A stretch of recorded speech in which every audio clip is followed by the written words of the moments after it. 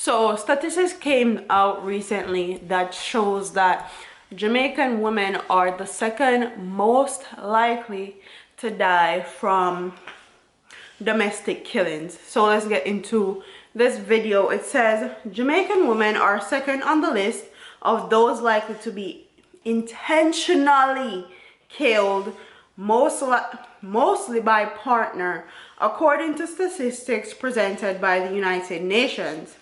Countries topping the UN compiled list of intentional homicides female are mostly in Latin America and African regions, which struggle with gang, ethnic warfare, unemployment, and deprivation, according to media reports. Topping the list is El Salvador with 13.9 out of every 100,000 women murdered in 2017. Followed by Jamaica with 11% of every 100,000 the same year. And they're talking about 2017.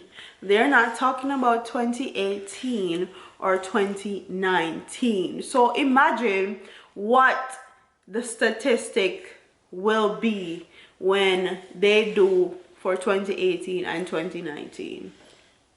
Wow. The Central African Republic was third with 10.4% of every 100,000 based on 2016 statistics, followed by South Africa with 9.1% of every 100,000 in 2011. The report noted that real numbers are likely to be higher, with reports based on whatever data is gathered by international statistical systems that are severely lacking in many countries, especially in Africa and Asia. Many wars from the Dominican Republic of Congo and Burundi to Kosovo and Iraq are known for tactic of targeting women who are raped, beaten, taken as sex slaves, and often killed as a weapon of war, said the report.